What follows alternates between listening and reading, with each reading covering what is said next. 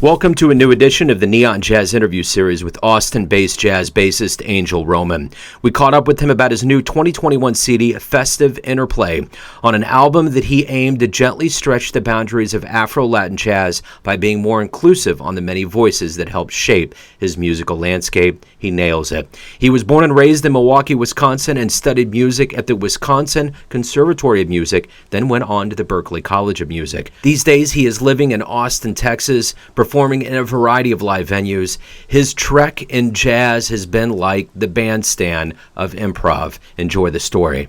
Well, this sounds like Joe. Is this Joe? Joe Domino, Neon Jazz Radio, Kansas City. What's up? Oh, just here sitting down, waiting for your call, looking forward to it, all that good stuff. Right on. Me as well, man. I really enjoy the album. Thanks for taking a minute out. Not a problem. I checked out your body of work, and man, you got quite an extensive catalog there of interviews. It's great. I really respect what you do, and it's very honorable what you do as well. Thank you, man. I really appreciate it. And I got to say, with your album, Festive Interplay, I've spent some quality time with it. And sometimes there's names of albums, and you're like, where does that come from? How does that work? The whole thing about what you're doing is that you are embodying that notion. I mean, this is a very well-named album, and it just sounds like you're having a good time putting this together. Whew. Yeah, it was a good time. The inception of it was a great time. The writing of it, it wasn't easy, let me tell you that much. It was not an easy task, but the end result is exactly what I envisioned. So it's all good, man. And I guess that's the other part of this. Not so much when you made and constructed this album, but the fact that it's coming out during this time of a pandemic. We're kind of coming out. You had the chance to not only perform this music live, but it's a very rare moment, I think, because of this quarantine, to finally let people have some music and giving it to them. How does this whole thing feel for you now with the timing? Well, the timing of it's bizarre because it's out of sequence, because the album, I wrote the material in, I think, 2017. I was just cleaning it up, the charts. 2018, I pulled the musicians together. We went into the studio in September of 2018 for 3 days. That was, it was a tough situation, because we didn't have enough time to prepare. I made the assumption of, okay, well, we don't need that many rehearsals. And that was, Andre Hayward, who has played with the Lincoln Jazz Center and the San Francisco Jazz Collective. He goes, buddy, man, you needed a whole week worth of rehearsal for us to go to the studio. But it worked out. I mean, it really did. I realized I didn't get the opportunity to perform a lot of this stuff live. It was just the first rehearsal we had. I was hearing the stuff and making mental notes of what I needed to change. And then the next day was a studio day. And then once we were in the studio, I realized a few things that weren't going to work. So I recut a few things. And then the availability of all these guys, because these are like the guys of the Austin area, and I did bring Jose Aponte from Dallas and Andy Smith from El Paso to play drums. So I had to book another session and do some rewrites. Once these guys were available, I could get together and recut the stuff. But it wasn't easy with their schedules. And then when I finally did get everyone together for the next edits and all that stuff, it was March of 2020, right? Like, I think it was like a week before the pandemic hit, where everything shut down. So I had just finished getting everything I needed. Then it was pandemic mode, so everything was on hold, and I just had to twiddle my thumbs and just wait for the engineer to be available, wait for just other things to fall into place so I could continue finishing the project. I mean, it took 3 years, but a lot of it was out of my hands. It truly was out of my hands, and I'm just glad that I finally got it out there. Now that it's out there and people can listen to it, What are you hoping those that buy and download this get from what you put out? I have a lot of heroes out there and that have influenced this album. Hopefully, not only the individuals in this specific genre, a lot of the lovers of this genre can see, oh, okay, he's kind of like mixing this and mixing that and throwing a little dash of this into it.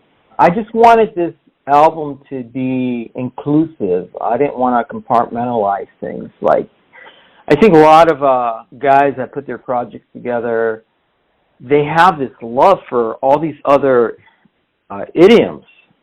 They love the neo soul, they love jazz fusion, they love world, and a lot of times I think I'm doing a jazz album, so it's got to be ga-ding, ging, ging, ga-ding, ga-ding, thing going on with the ride, and it's just straight ahead.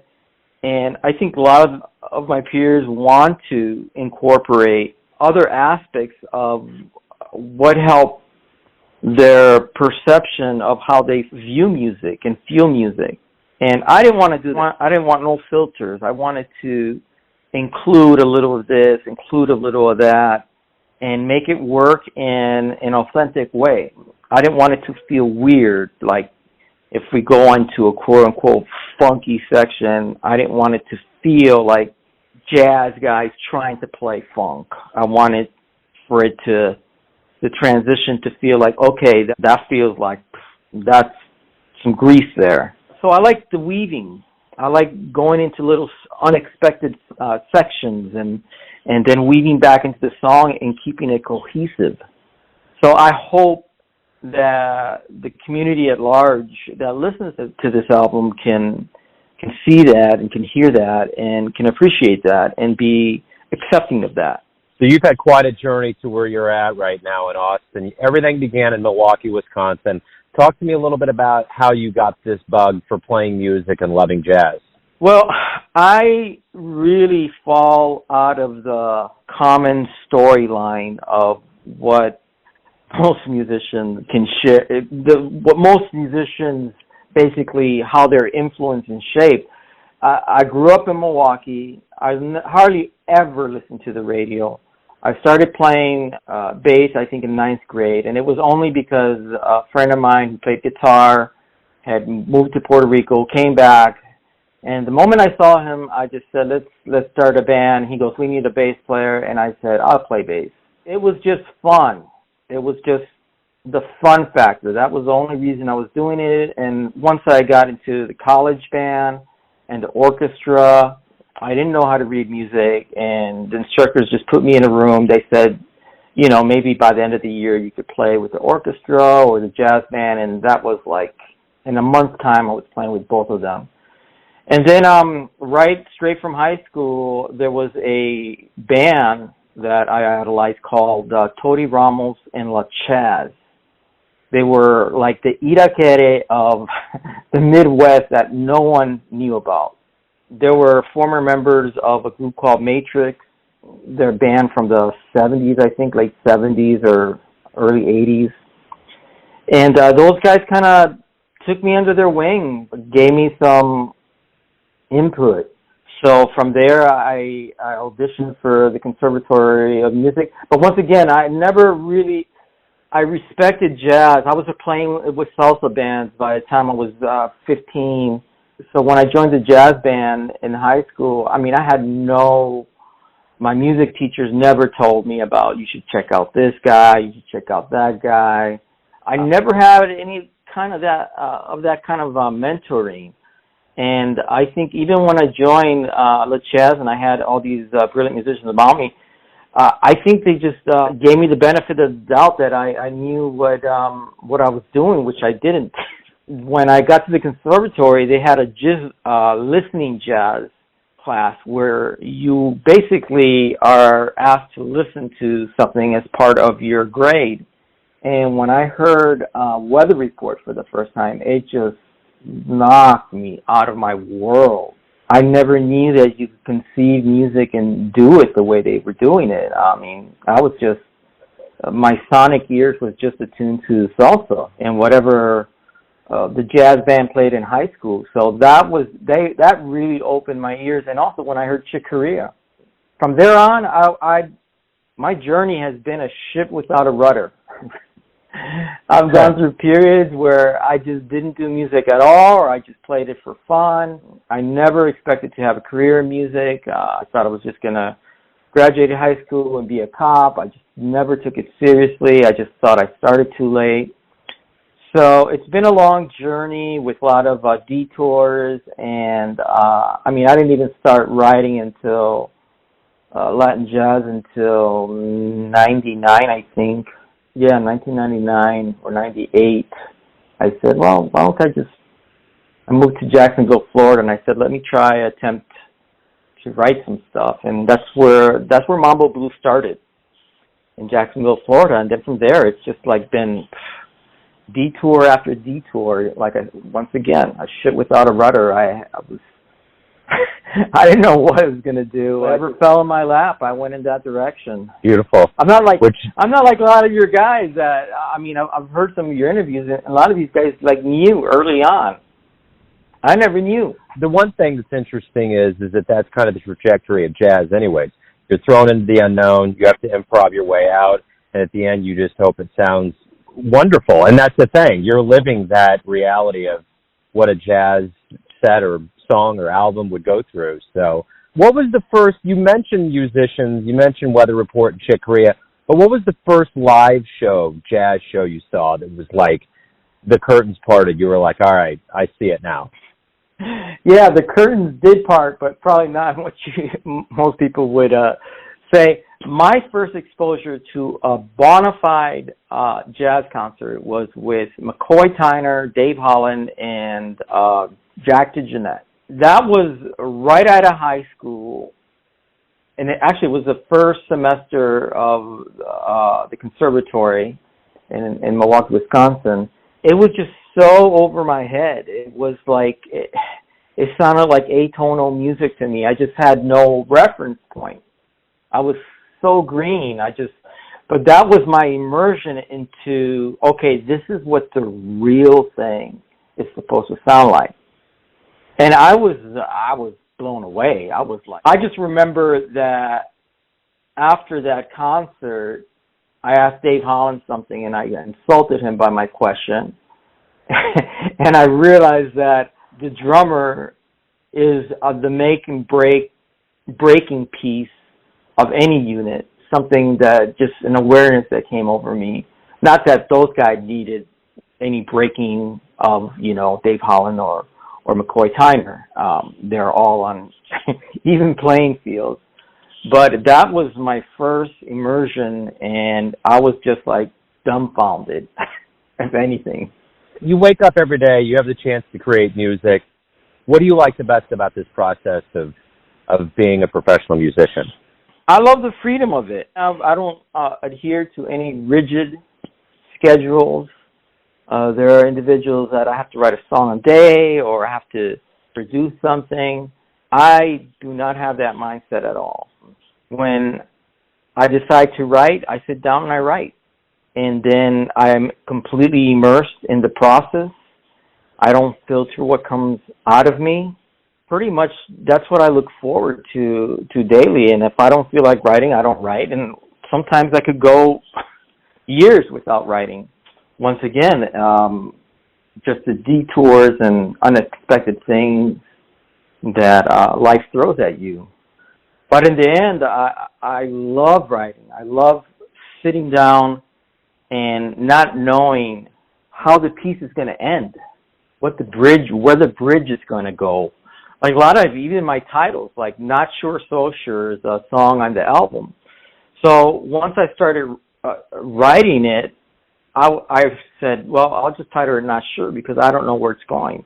Once I finished it, I put So Sure because I pretty much felt great about it. And that's been the story with a lot of these songs, It's just an exciting journey. It's the song revealing itself to you. It's speaking to you, then stepping away from it and taking a walk, and then all of a sudden you hear the bridge in your head, and You put it on your little voice memo, and you come back and you lay it down into the rest of the stuff you've written. My daily activities, like I said, it could be watching a sci-fi show, to walking the dog, to not being inspired, to practicing, to just playing basketball. Beautiful, man. So, now that we're getting back to life, COVID-19 is kind of slowing down a bit. Live shows are picking up. What do you hope we realize since we've been away from this in earnest for so long, as both musician and audience? What we realize about the power of live music? Well, there's a synergy that happens in a live setting. I think that we're all energetically connected in ways that we don't even realize. I know that having 5 people in the audience in a live performance will give you one outcome, just as 1 or 100. Obviously, a live setting, there's nothing like it. And I know that a lot of people are going stir crazy, not being able to go out, haven't been able to go out, but of course that's changing. I know right now in Austin, all the venues are pretty much open. They're getting good turnouts. And people I think they have a different perspective now. They appreciate this opportunity that they have to be able to hear music live. And I think they've gotten, everyone that's gone through this has been changed one way or another. Whether it's being able to go see their favorite bands or just be home and maybe listen to CDs that they appreciate, or just reflecting on life. I don't know. I mean, this whole pandemic thing, I know it's affected a lot of people, and people have been devastated by it. But I know for me, other than not doing my live gigs, my life didn't really change that much, because I still composed, I still practiced, I still went around, shoot some hoops at the court, walk my dog, do things with my son. Let's see. I know everyone's going to come back invigorated and, appreciating the aspect that, they could go to clubs now and listen to their favorite artists or listen to new music, new original music. So everyone has a perception or an idea of who they think you are, your family, your friends, your fans, but ultimately you live your life. You have a perception of yourself. Who do you think you are? I think that's a great question that you asked, because I know for me, I am more than what I seem to be. And I think it was interesting. I heard Herbie Hancock was being interviewed, and they said, so you're basically music. This is you, And he goes, no. Music is what I do. It's not who I am. And I feel the same way. I feel that I am a spiritual being. I'm just having this physical experience, and I'm doing something that I love, just completely appreciate it, and love the fact that I wake up every day and have another chance to learn new information concerning life, concerning relationships, concerning music, interaction. It's just a continued aspect of growth. That's my perception of having a day to do all those things. I'd never heard that answer before from Herbie, but that's wonderful. It makes sense, and it kind of wraps up what you were talking about earlier on about what a day would lay out for you. Again, man, I really enjoyed the album. Good luck with it and the return to the stage. It's been great catching up with you. Joe, I appreciate you. Keep doing what you're doing. Much respect. Thank you again for giving me a call. Thanks for listening and tuning in to another Neon Jazz interview. We'll give you a bit of insight into the finest players in Milwaukee, Austin, Kansas City, and spots all over the world, giving fans all that jazz. Thanks to Roman for his time, music, and story. If you want to hear more interviews, go to Famous Interviews with Joe Domino in the iTunes Store. Visit Neon Jazz at youtube.com, and for everything Neon Jazz all the time, go to the neonjazz.blogspot.com. Until next time, enjoy the jazz, my friends.